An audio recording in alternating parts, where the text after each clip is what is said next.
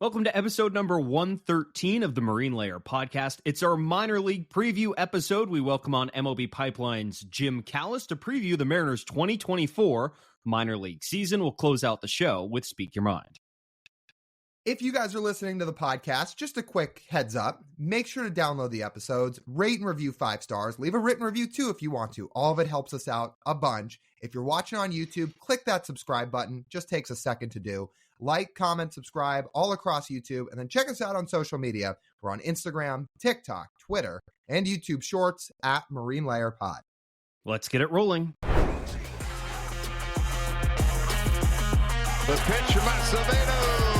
A drive deep to right field. Down the line. The Mariners win this game 2-1. The dream lives. They're going to the playoffs. 1-1 from Jansen. There you go. Left field. We got a tie ball game. Julio. Oh, baby, what a moment. Tie ball game at 7-7.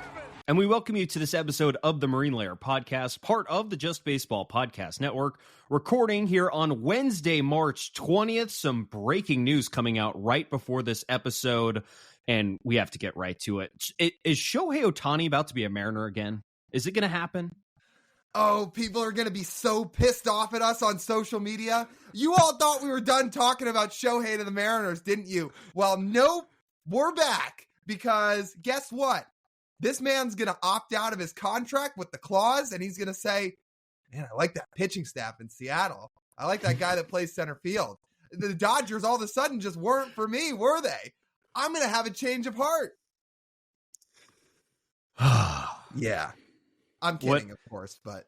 What an amazing story. Major League Baseball really needed a story like this. So in case you missed it, Shohei's his interpreter, Ippei, got fired for allegedly going, $4.5 million in debt to an illegal bookie gambling. And apparently Ippei was just a dog shit gambler, and he just kept losing and losing and losing. And Shohei kept loaning him money to try and win his money back, and he never did.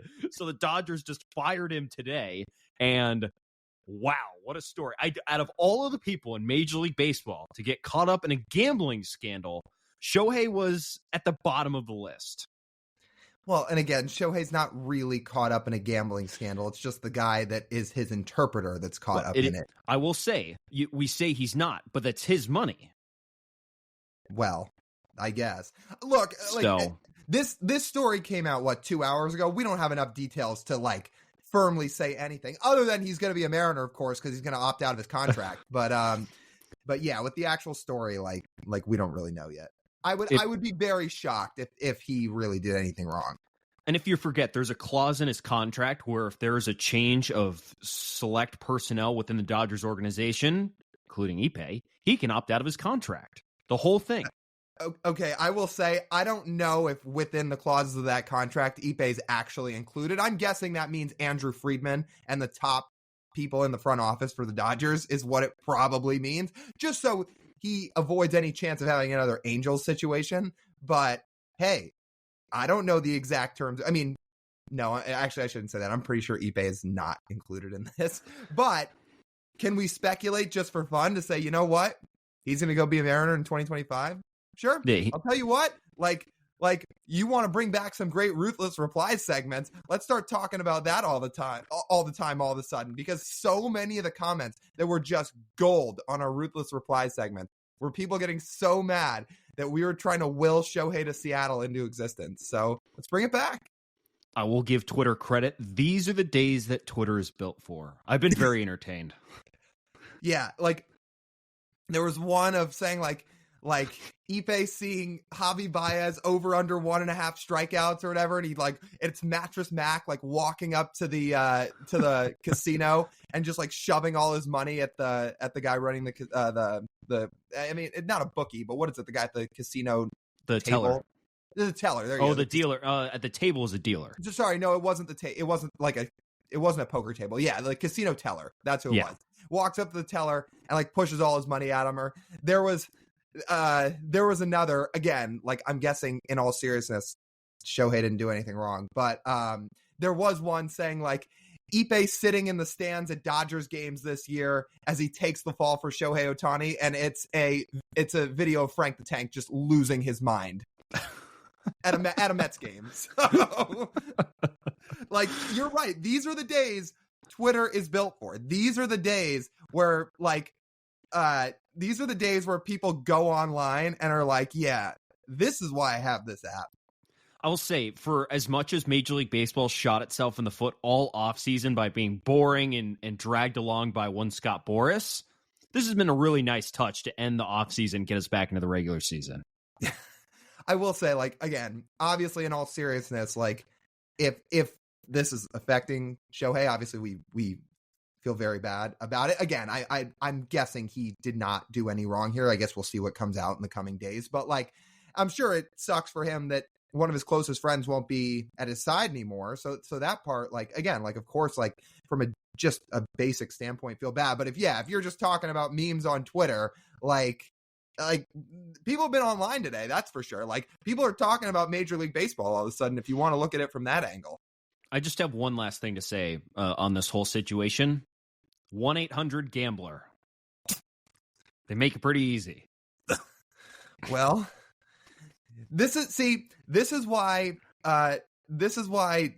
when TJ decides to bet, he puts down $2 wages on, like, the national championship over, or on Max Holloway, or like in 2019 for the national title, Clemson LSU, he had, like, the Clemson over, and this dude screamed at the top of his lungs when T. Higgins got an offensive pass interference called against him because TJ didn't win his $3.50 that he tried to bet on. And everybody in the apartment's looking at him screaming, and we're like, what, you lost $2? I will say I feel like I have a lot of those gambling hotline numbers memorized. You know, after every single gambling commercial, you have to hear those. Every single one, and there's a lot of them now. So I have them memorized. I'm shocked Ipe didn't have his gambling hotline numbers memorized, because maybe he could have gotten some help. $4.5 million. How do you lose $4.5 million? How do you do that? How, like, it just keeps going and going and going and going, and you see more and more debt. Like, maybe I should stop. No. Like, and I feel like he lived the life too. Like, think about it. He got to do everything a big leaguer would do, like travel on private planes and stay in super nice hotels and go to ballparks and like have big league food, all that stuff. Except he didn't have to go through the crazy workouts that big leaguers were going through, or the grind of a 162 game season. His job was basically hang out with Shohei, and when Shohei needs an interpreter, he does his job and he interprets for Shohei. But, like, that was the extent of it. Like, I don't know how in the world this was worth losing your career over. What's remarkable, like, we think about how much Ipe lost. Like, Phil Mickelson lost 10 times that much money. Yeah, Phil Ipe Mickelson doesn't have the live tour to bail him out. I was gonna say Phil Mickelson makes a little bit more money than Ipe does, just a little bit. Yeah. Anyway, we've talked about that for probably long enough. This show is our Mariners minor league preview, even though that was very much in the news today. It's our Mariners minor league preview show. For that, we were thankful enough to get Jim Callis on again with us for the second year in a row to help preview the guys with us. We ripped through the top 8 or so in the Mariners MLB pipeline top 30. And then we talked about a couple other guys too that we're very interested in, that Jim had some very good things to say about. I would say the biggest takeaway I had from our conversation is Jim Callis seems to be very high on Colt Emerson. Yeah, very high on Colt Emerson. The potential that Colt Emerson could be the number one prospect in New York by the end of the year. Could be. It's got the feeling that it's going to be him and Cole Young at that point. The two shortstops, the two guys playing up the middle, the two guys with the really good hit tools. You know, it sounded like he was leaning a little bit. And I can't say I'm that surprised. Like, they both got a lot of time playing. And, you know, there's a lot of other interesting notes there, giving some perspective on the two young Dominican guys and Laz and Felnine and some of these other guys as well. So it's going to be a very exciting minor league season. Yes, it is. Now, before we get to that interview, we want to take a quick pause for just a minute. We're going to talk to you about our friends over at Pagach's Pub 85. That's over in Kirkland. You're going to keep hearing us saying it. Time's ticking till opening day. It's counting down. We're counting down the days. By the time this episode's out, we're less than a week out from opening day. You're going to need a place to watch some games this year. So head over there. You'll get great food specials, great drink specials. You can play some pool. Again, there will be March Madness games on too, because there's more than 20 TVs in that place. So head over there and go during happy hour before the game start too, because then you can cash in on some great drink specials. They're from Monday through Friday from 2 to 6 p.m. That's happy hour. There's $3 domestic beers. There's $4 Manny's Blue Moons, along with $4 Mac and Jacks, $4 Wells, and $4 house wines. All of that is over at Pagacha's Pub 85 in Kirkland. All right, let's get to our interview with Jim Callis. All right, we welcome on Jim Callis, now recurring guest, senior writer for MLB Pipeline, here to help us do our Mariners minor league show and our prospect breakdown here for 2024. Jim, we appreciate you coming on. We're excited to have you back on. From afar, I think the way we look at this system is we say, look, it's a very young system, but there's a lot of reasons to be very, very excited. And you guys at Pipeline have them ranked 18th. Is that about a fair assessment, what we're kind of looking at for these guys? Yeah, I mean, I think they're on the upswing. I mean, they've obviously promoted so many guys to Seattle. Like, if you look at the quality of players they've promoted to Seattle in the last few years, I mean, these things kind of run in cycles where you build your system up. You know, like I want to say 2 years ago this time, I think we had them ranked number 2. And, then they promoted Julio and Gilbert and Kirby, and, Kelenic hasn't panned out as expected. But, like, a lot of their big names, so they're kind of replenishing. And I do think they're 18, but I'd say they have the potential to move up a lot because, as you pointed out, most of the guys in their system, like just looking at our list, I don't think, like, I'm looking at our list now, like you get down to Tyler Locklear. We do kind of unofficial ETAs on when these guys might first surface in the big leagues. And you have to get down to the number 8 prospect, which is Tyler Locklear on our list that Jonathan Mayo did with Daniel Kramer, to find a guy who's going to get to the big leagues this year. And I don't even think he might not graduate this year. So I think when we look at the farm system a year from now, you're going to see almost all these guys are still going to be in the farm system rather than the big leagues. They're young. Hopefully they're getting better. They're going to add guys from the draft.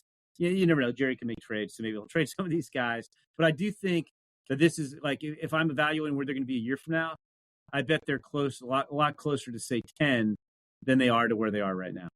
And the difference between a system like the Mariners and a system like the Orioles is the Orioles have their prospect list has a lot of older prospects, 2 very position player heavy top 10s. But I was speaking at the Orioles one when looking at the Mariners one. So the Mariners like 3 to 7, and then Locklear's 8, all teenagers. And then you have a 21 and a 20-year-old in the top 2 spots. If you look at the Orioles outside of Jackson Holiday, it's a bunch of older prospects ready to go for the big leagues, and hence why they're, I would say, a little bit higher. Is that a more of a fair assessment?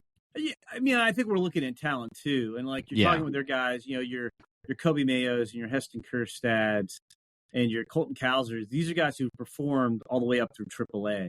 So it's not so much that they're older. I think those guys have, like, a lot of tools. Samuel Basayo is a younger guy. Samuel Basayo could be very close. Like, he might be in the top 5 when this year's over. So most of the guys on the top of our top 100 are probably going to graduate this year. But I think it's that those guys have proven themselves against higher levels. Like I gave you the glass half full on the Mariners. The glass half empty on the Mariners would be that basically none of their top 7 prospects has played above high A, and only 2 of them have played in high A. So they still have it, like, while they're young and you can really dream on them, they also have a lot to prove as well. But I do like their guys. I mean, I am very bullish on those guys, and I think they will prove that they're good prospects. They just have less track record than the Orioles. So we're going to start to jump into some of the Mariners guys. Like, let's just start right at the top with Cole Young, who first off had an unreal spring in big league camp. Like, he didn't look phased for the most part at all by big league pitching when he was in there. Like, this is the number 1 prospect per Pipeline, a guy that has a great hit tool, doesn't strike out much, walks a lot. Like, is it? I had maybe this is a fantasy, but I said if Cole Young has a huge year, assuming he starts in AA, there's an outside chance that if the Mariners are performing at the end of 2024, you could see him on the big league roster come like back end of September. Like, is that too aggressive, or is that about right? I don't think it's too aggressive. I mean, I'd say that's more a possibility than a likelihood. But hitters hit, and Cole Young is just a pure hitter. I think he's going to hit everywhere he goes. And like, I think if he were called up, like, I think his bat to ball skills are advanced enough that he wouldn't be in over his head. I mean, I think the 2 questions we're still trying to figure out on Cole Young. And look, he's only 20 years old. He was drafted like less than 2 years ago out of high school. Is one look, we know he can hit. Like I don't think there's any question about that. And he's got solid speed. I think the questions with him are, one, how much power is it going to be? Are we talking 12 to 15? Are we talking 20 plus home runs per season? And then two, is he a shortstop or is he a second base?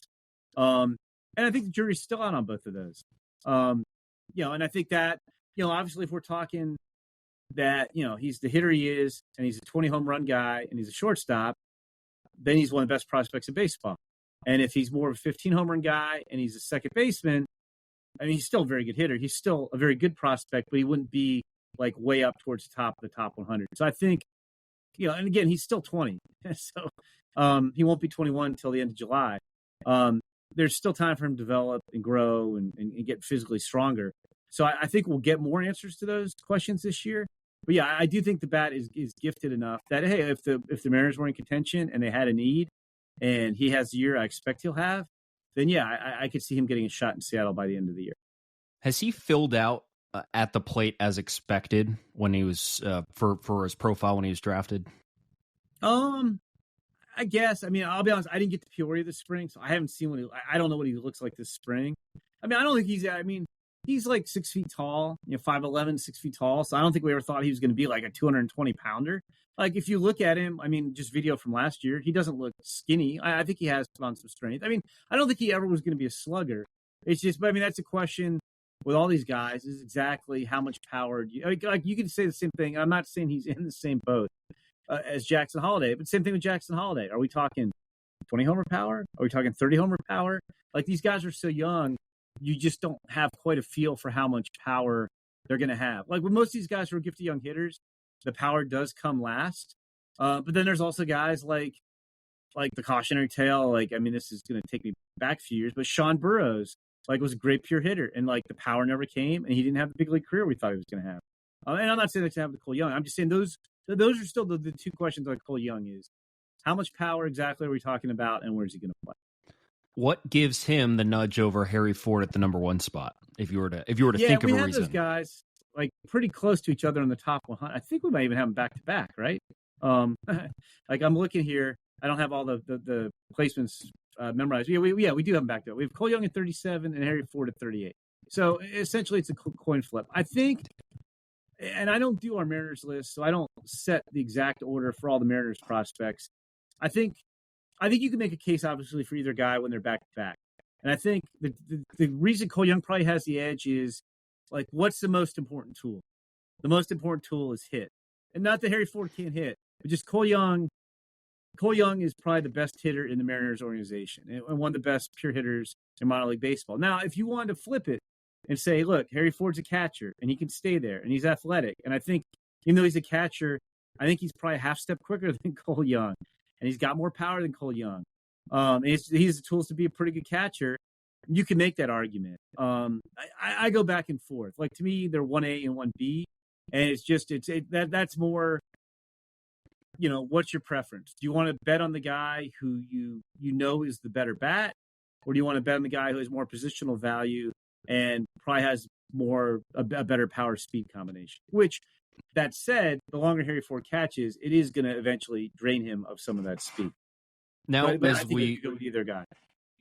Now, as we go to Harry, I think the one thing we think about with Harry Ford is when's the power going to come along? I think that because in the write up on MLB Pipeline, there's plus power in there, and Harry just had his best home run season at 15, but we're still waiting to really see the plus power from Harry Ford. Is that on top of the checklist for this year? Yeah, I mean, I think with these guys, and you're drafting guys out of high school, you're not you want to see the power develop. You're not asking Harry Ford, hey Harry, we need to see 25 homers from you this year. I mean, I think he's got 25 homer potential. I think what you're looking for is progress. And we saw from 22 to 23, he went from 11 homers to 15 homers. I mean, the slugging percentage, I think, stayed, the isolated power stayed roughly the same. I think the step for him is, he draws a lot of walks, which is good. And I think, and again, we're talking about subtle adjustments here. is like you like the patience, but you probably want to see him. He'll be 20. I guess he's 21 this season. He's still super young. Also, he's 21 this season. Like maybe looking to attack a little bit more. That yeah, it's good to work counts, but if you get like an early count fastball in your wheelhouse that you can drive, turn it loose, or you get a first pitch that that you can attack.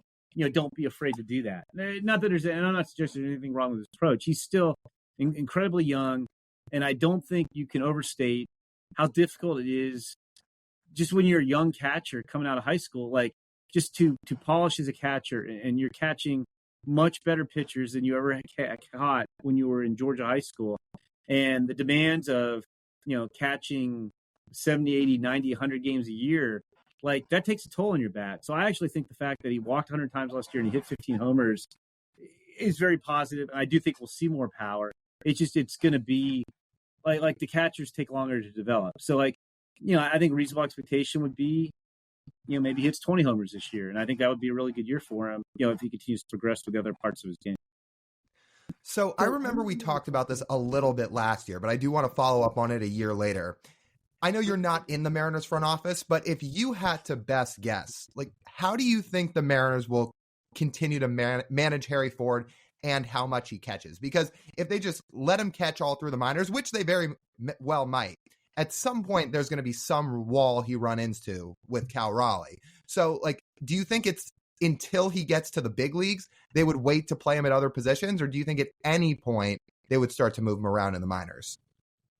Well, I mean, I don't think you can I think it would be a poor idea to bring him to the big leagues and then say, okay, now you're an outfielder or something. Like if you're going to have him play other positions in the big leagues, you have to have him do some of that in the minor. I like Cal Raleigh, and Cal Raleigh's good.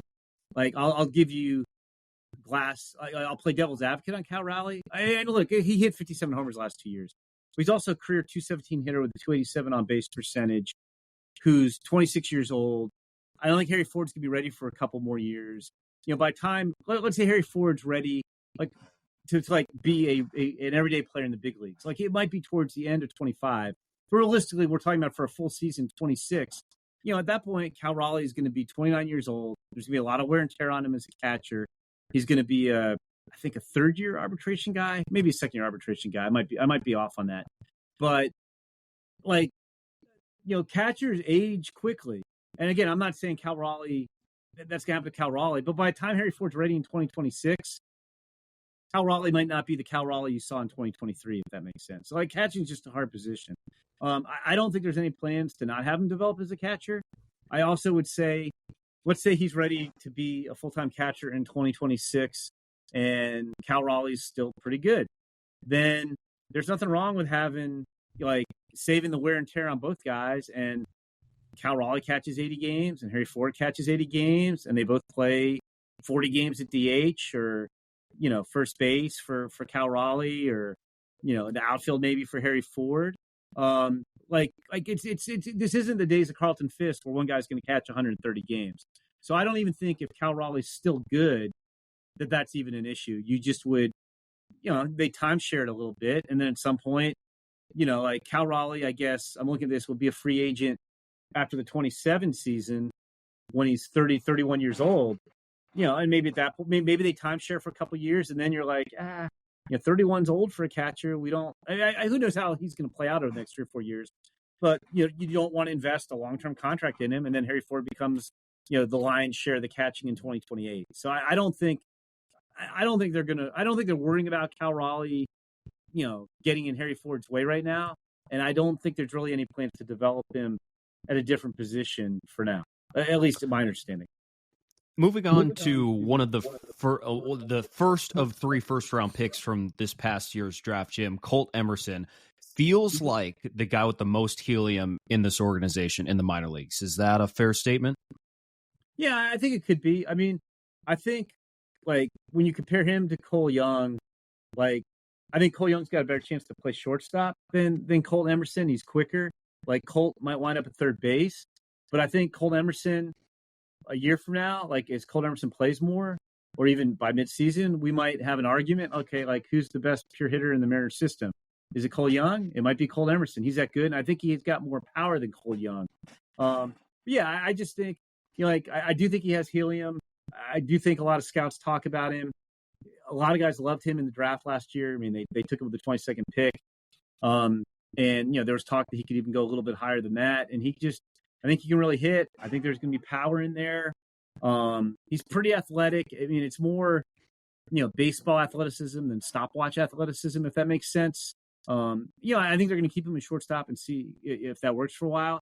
He can maybe play second. I think there's a chance that he can maybe be like 6'1", 210 when all is said and done, and just be like a really good third baseman. But yeah, there's a lot of guys with helium in the system. I mean, there's a lot of guys talking about Lazaro Montes too. And, then you have guys like, some of the pitchers who are younger, and less experienced, like a Jeter Martinez and a Logan Evans. But I know we've talked internally, like, I don't have our top 100 rankings. Remember, where do we have Cole Emerson on our list? Like around 90 or so, I think. Does that sound right? On the top He's in 100? the top 100. I know that. Yeah, I know. This is terrible. There's 100 guys on the top 100 in my mind's fried from around 87.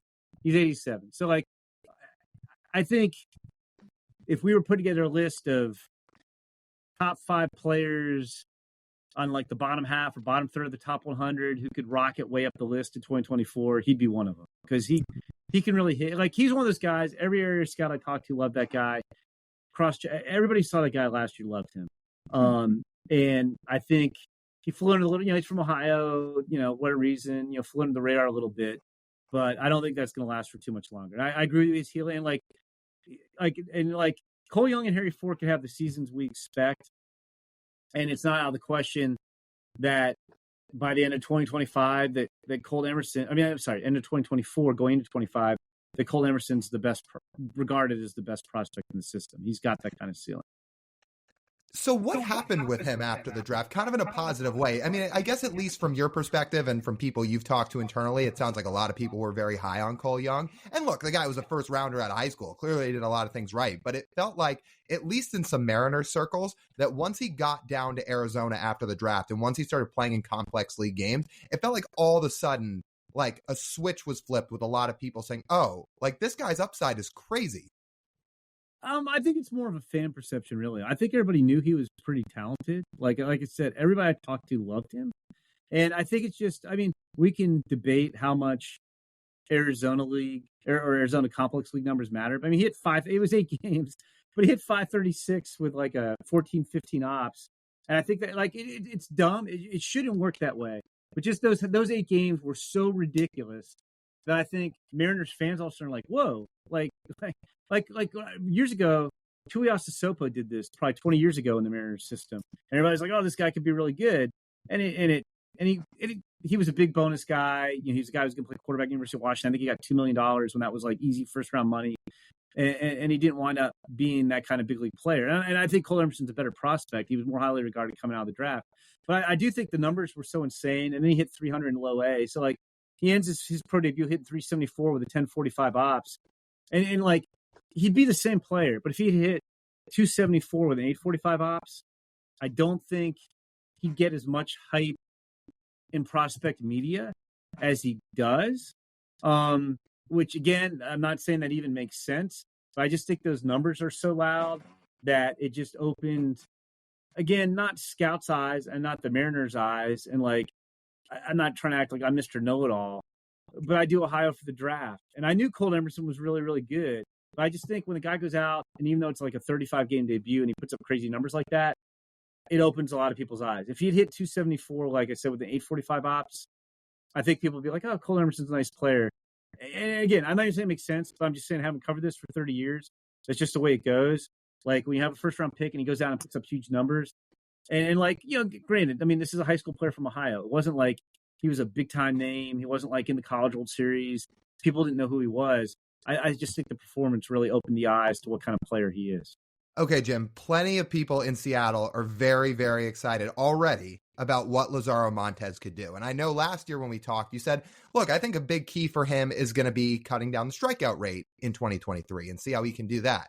And he did cut it down a decent amount for a guy who's really not that old. He got it from 33% and all the way down to 25%. And for the levels he was at, he really did hit. So for 2024, like what is a fair expectation for what Lazaro Montes could do?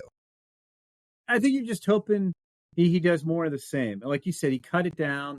Like with his power, like, I mean, I think you'd love to get the strikeout rate down to 20% in the minors, and it'll probably, obviously it's going to probably be higher in the majors. But like you said, Lyle, he's 18 years old. He got some time in low A last year. Not only did he cut the strikeout rate down, but like the strikeout to walk ratio went from a little bit over 2-1 to more like 3-2. Like he drew more walks. He cut down the swing and miss. And the power with him is so good that, like, I mean, he's the type of guy. I'm not saying he's going to be a 40 home run guy. He's got 40 home run upside. And if he hits 30 to 40 homers a year and he strikes out 180 times, you're going to take the strikeouts. So you just want to see him, like, continue to maybe get a little bit. Like I said, it'd be ideal if he could get the strikeout rate down to 20 to 22% and maybe draw a few more walks. But he did make a lot of progress, and he's still so young. He's going to be 19 all season. So I think, honestly, you're just hoping that he stays healthy. Like there's no fluke injury or anything. He gets, 500 at-bats this year, 500 plate appearances, and continues to make progress. Because he's still, I mean, he's probably 3 years away from the big leagues, realistically, which would, still put him in the big leagues when he's 22 years old. But, like, I just think you have to be really encouraged by what he did last year. And you just hope he continues on that path. Much like Laz, we talked about we talked about Felny and Celestin a lot last year about what his path to the big leagues would look like. And here we are a year later, he's yet to actually play in a professional game. This year for Felny, it's going to be DSL. It might be a little bit of complex, if I'm going to guess. I bet he comes over here sooner rather than later. Like he was a guy, he had the hamstring injury last year, so he didn't get to play. And well, it'll be interesting because, they've changed. The complex leagues begin in May. I actually think, like, he was a guy who was considered fairly advanced, and I don't know. I'm just speculating here, but considering how advanced they thought he was a year ago, I wouldn't be shocked if he started the year in the complex league in May. And the hope was that he got at least a little bit of time in single A. Because I think he's considered pretty advanced for a national guy and could be solid or better tools across the board. So I think they're going to, like, it's not pushing him, but I think they're going to try to move him pretty quickly. Okay, to get to a couple more guys here as we continue to go down this list, like another couple guys that haven't played a ton, they've played more than Felny has, but Johnny Farmello, Ty Pete, the other 2 first-rounders that the Mariners took last year, like, they got a little bit of time in low A last year. Jerry DiPoto seems to be very high from the way he's talked about Johnny Farmello.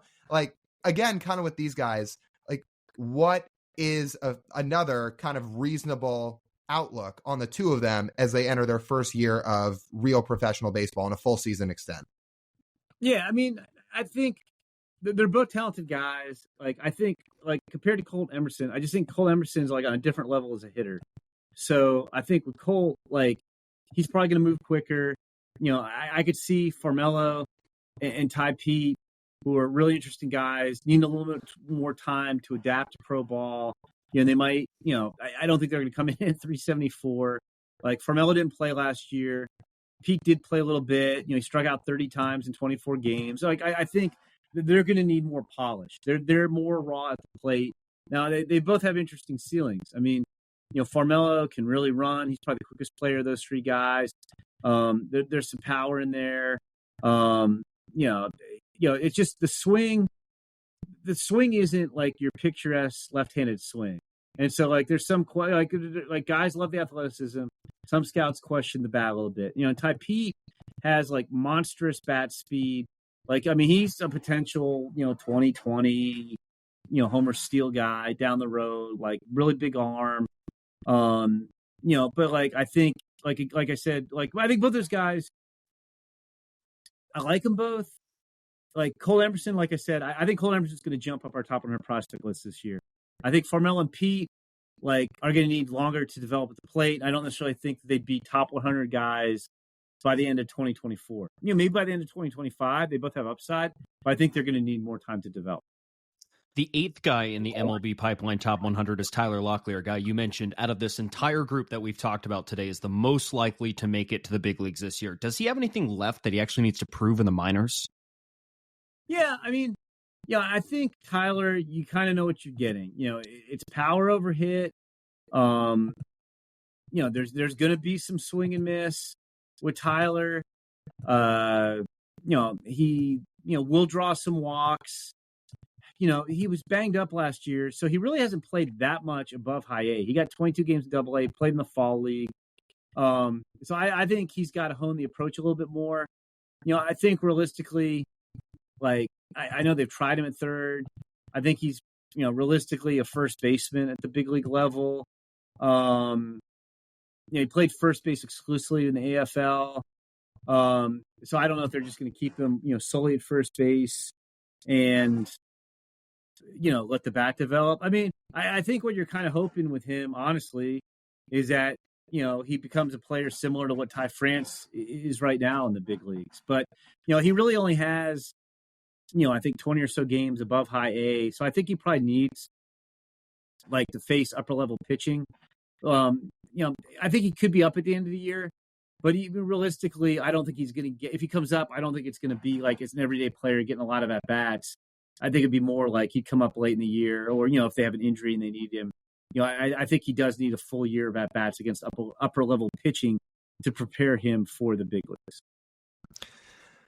So the last guy we want to get to with you, Jim, and we're jumping way down here because we just did the top 8 and we're jumping all the way down toward the back end of the Mariners top 30.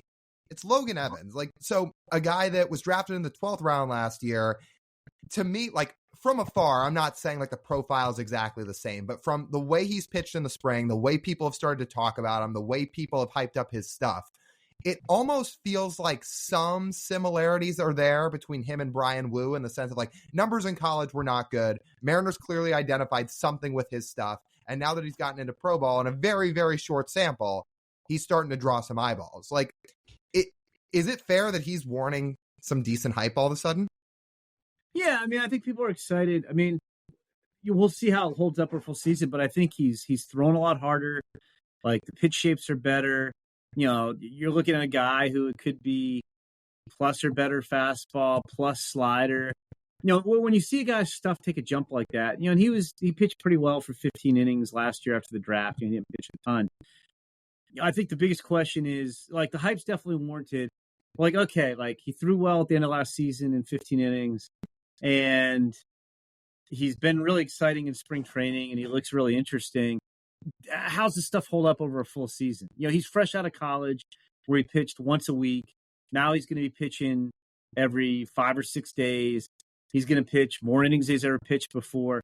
So does this stuff that looks great, is that going to hold up over a full season? I think that's the question with him. It's funny. I mean, between him, another guy who's down our list is Jeter Martinez, who's 18th on our list.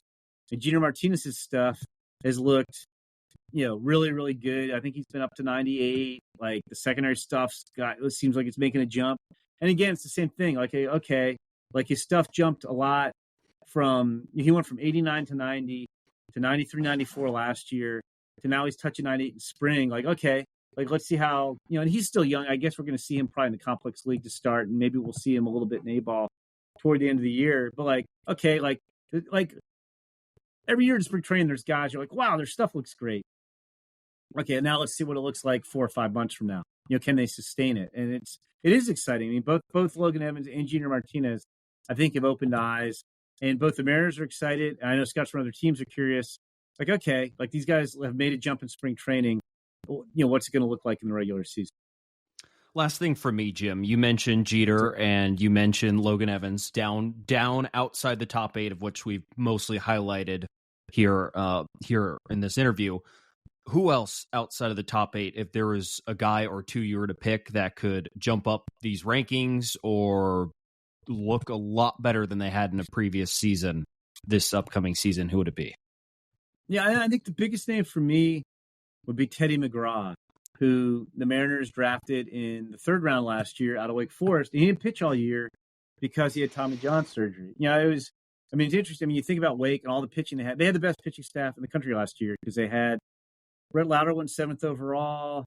They had Seth Sullivan went high, Seth Keener went high, Camden Minacci, their closer, went high. I feel like I'm forgetting somebody else too. and Teddy went in the third round, even though he didn't pitch all year. And there was talk going into the year that Teddy was going to be a first-round pick. And when he was healthy, it was mid-90s. He had a really promising changeup. He had a solid. I mean, he's a 3-pitch guy. You want to see a few more strikes. But I do think, and I don't know, I feel like he had the surgery early last year, which will put him in position to maybe pitch somewhere by the end of this year, a few innings. And I do think I don't think he gets talked about much now because, he's coming off Tommy John, didn't pitch it all last season. Nobody saw him. 3rd round pick. They had all the 3 high school guys he took in the 1st round. But I do think he's a guy who, once he gets going, has a lot of upward mobility. He had a chance to go in the 1st round last year if he hadn't gotten hurt. He was pitching really well in inter squads right before the season started when he blew out. So assuming he gets healthy, it's not automatic. But a lot of guys come back from Tommy John stronger, throwing harder than ever. He could be really interesting. Jim, this has all been great.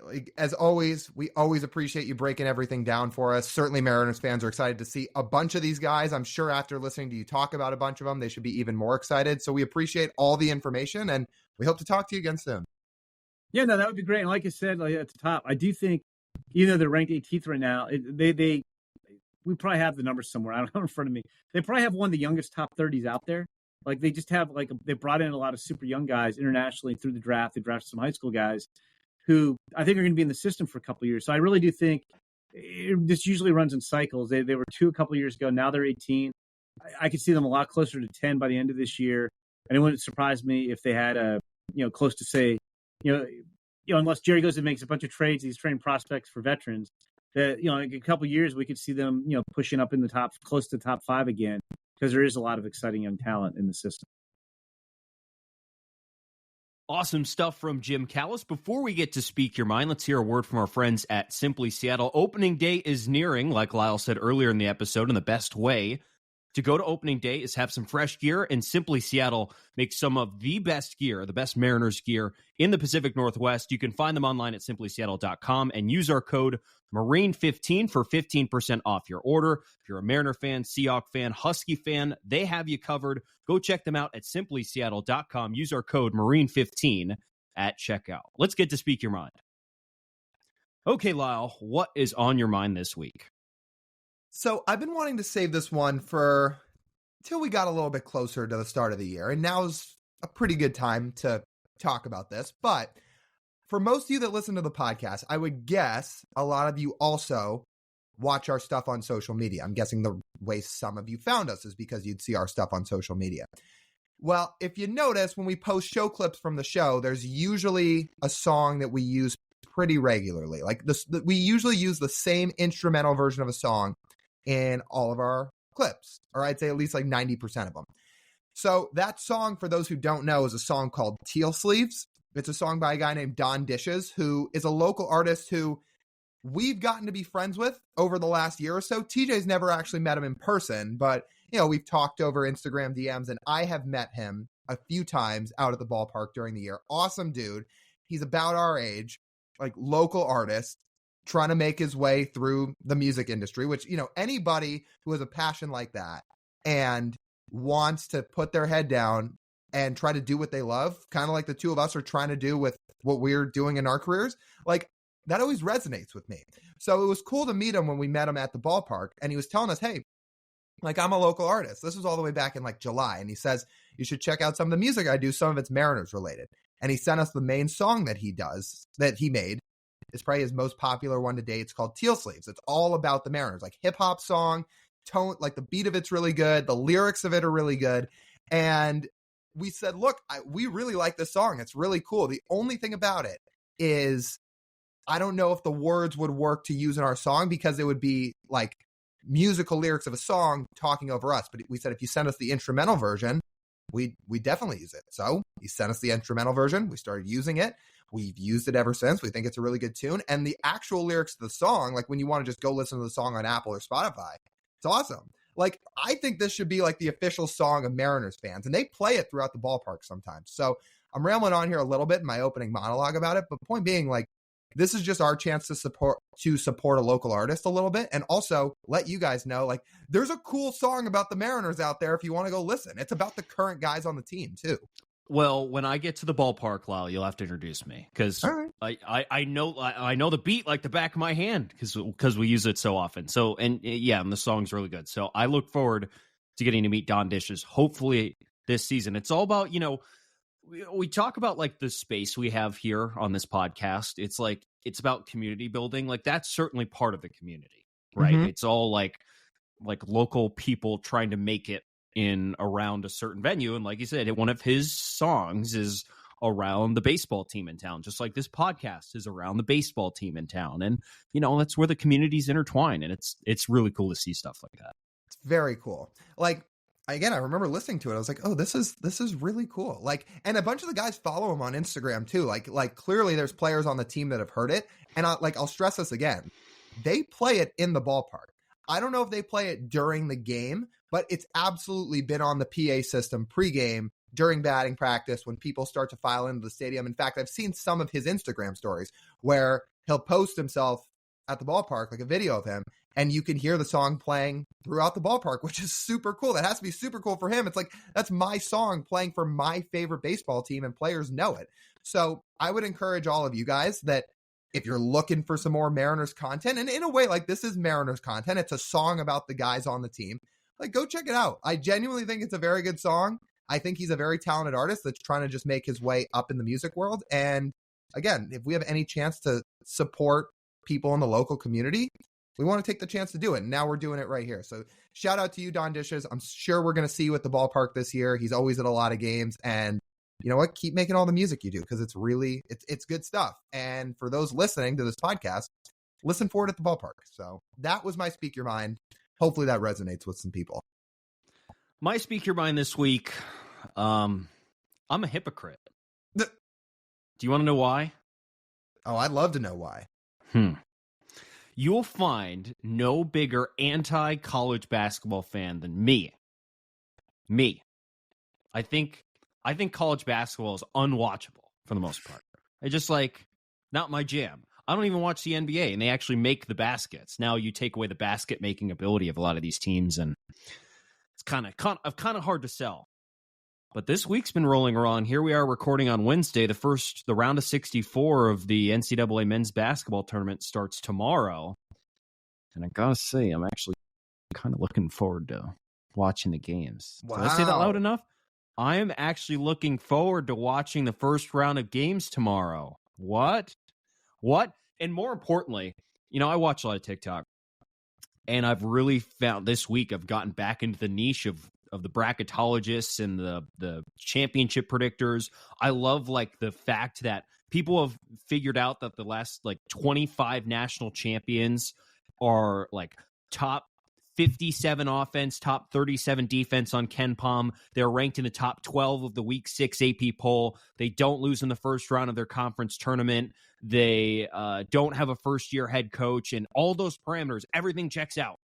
Everything perfectly checks out. And I'm like, we're baseball nerds. Like, we sit here and ramble on about this stuff people don't like actually look at when they evaluate baseball, but we try and interpret it for you here on this podcast. And these college basketball guys are doing the same thing to me while I'm watching their stuff. And I'm like, this is so interesting. It's like all numbers. They have boiled it down to the stats and analytics of college basketball. And it's so interesting. And so in summary, I'm just like, I'm a massive hypocrite I hate on the sport 11 months out of the year. And then 1 month, it's pretty cool. It's very cool. Again, I like college basketball as a whole. I probably didn't watch as much regular season college basketball this year, just because, like, again, like with this podcast and with the other things that we're busy with, like, there's not always as much time for me to sit down and watch anymore. Not that I watch none, but yeah, March Madness is great. I like college basketball. I think the hate that you give to it is very You're unwarranted. telling me you didn't sit down and watch Virginia last night? Well, we were recording an episode for the Wednesday show, weren't we, on Tuesday? Well, you didn't then break off and go rewatch the whole Virginia basketball game in the first four? Absolutely not, because now that I will say Virginia basketball is unwatchable. Like when I picture college basketball, I picture Virginia. Slow, inefficient, and boring. And it checks out. 14 points in the first 20 minutes of a basketball game. I mean, you should be kicked off the court at that point. You should forfeit if that's the case. That does not happen in other sports. At least in like college football, the teams like, though, you'll have your option teams. So those teams can actually score. In college baseball, man, these offenses are great. Like, you don't have to worry about that. College basketball, it's amazing how some Division I athletes, you give them a wide open 3-pointer, brick. It's incredible. Yeah, that Duke team with Zion, RJ Barrett, and Cam Reddish was terrible. Like, okay, slow, they were all boring. NBA players, dude. All NBA. You watch Zion on the court and you tell me that dude was a college basketball player. No, he wasn't. Okay, even there's teams in other years that are plenty fun and like with really good athletes and sharpshooters and all that stuff. Like there's Alabama teams every year that just knock down 3 after 3 after 3. Like there's like, you're picking like the team at the absolute one end of the spectrum that is, yes, the unwatchable brand of college basketball in Virginia. They're like, that's not a fun brand of basketball. There are fun brands of basketball though in the college game. Meh. Yeah. I will say though, like these are 4 of my favorite days of the year upcoming. Like the Thursday, Friday, Saturday, Sunday of March Madness, when there are games all day, especially the first 2 days, those Friday, Saturday days where the round of 64 games are going on. Not only is there games all day, but like there's always games getting toward the tail end of the second half. So you can always tune in on those games coming down to the wire. I think it's so fun. Like you've got nonstop entertainment all day. Those were my favorite days of the school year. Aside from the last day of school every year, my favorite days of the school year were the days of March Madness, because I would sit and watch March Madness games all day, like all day. I didn't have to worry about much else. Who's your winner? I have Houston over Illinois in the final. Who do you have? UConn. You Back have to UConn? back. That was another of the parameters that I laid out earlier in the Speak Your Mind. Going back to back was also one of the parameters, but UConn's the best team, so I'm picking them. Yeah, I mean, they are the best team on paper. Best team doesn't always win. So, like, Right. I think Illinois is very good. Like, there are you can't pick all 1 seeds, right? Like, anybody knows. I mean, you don't need me to tell you that. Anybody who makes a bracket knows you can't pick chalk because it never goes like that. So, Illinois is a 3 seed with 2 very good scorers. Like, Terrence Shannon's one of the best players in the country. And that's a team that, again, like, opposite of what you tried to preach, very good team, scores a lot, like, has playmakers. They don't play defense, though, I don't believe. They don't play a lot of defense, but they do score. So I have them, and then I do have a 1 seed in the final with Houston, and I have Houston winning. But yeah, that's my national title. Who'd you have UConn beating? I think I had him beating Houston. I like UConn seeding wise wasn't the best team last year, but once they started playing, they were the best team. It wasn't even close with them playing in the tournament last year. Yeah, like, if you put them against every 1 seed, they would have won by 15 last year. That's probably true. So if that same thing happens this year, they do. I will say they have a very tough region. How many conference champions do they have in their region? It's like 4. Is it that many? Yeah, they got a lot. And if I remember right, yeah. So Illinois is in UConn's region, and that's again why I tried to make a little bit of a different pick, because again, you have to go with the unpredictable things sometimes. Like I'm almost positive I have UConn in my Elite 8. In fact, no, I do have them in my Elite 8, but I just have Illinois winning the Elite 8 game. So I think we'll have to have a check-in, Speak Your Mind next week when the Elite 8 games is incoming. I'm sure by next week, my bracket's going to be in like the 4th percentile and just be terrible. But you know what? The best part about picking brackets is you can always feel good about it. When you submit it, it's like, yeah, I watch college basketball. I know what I'm doing. I can make some decent picks. And then the first 5 games start, you get like 4 of the 5 wrong, and you're like, this sport's just stupid. Like, you're never going to get it. Maybe it's the reason I like this time of year the best, because the college basketball postseason is the thing. You can watch absolutely 0 college basketball throughout the season and do just as well as someone who watches college basketball every single weekend. Right. That's 100%. So it's fun. March Madness is a lot of fun. So yes, let's circle back to that and do a check-in next week with how our brackets are doing. I will be very interested. For now, I think that'll wrap up this edition of the Marine Layer podcast. You guys know the drill. Actually, man, I just realized when we do our check-in next week on Speak Your Mind, it'll be opening day. Like when that podcast gets released, it'll be opening day. We made it. So let's go, dude. Actually, let's make a slight note about that here before we totally finish up the show. A little bit of a programming note for next week. We're going to put it on social media too. We're going to, for just next week, have a little bit of a different schedule because of opening day. So on Tuesday, we're going to release an episode instead of Wednesday. We're going to release our, pre-opening day show with Jason Churchill. He's going to be back on with us, friend of the pod, who's awesome, as you guys know, very, very baseball smart. He's going to break down basically everything with us to get us ready for the start of opening day.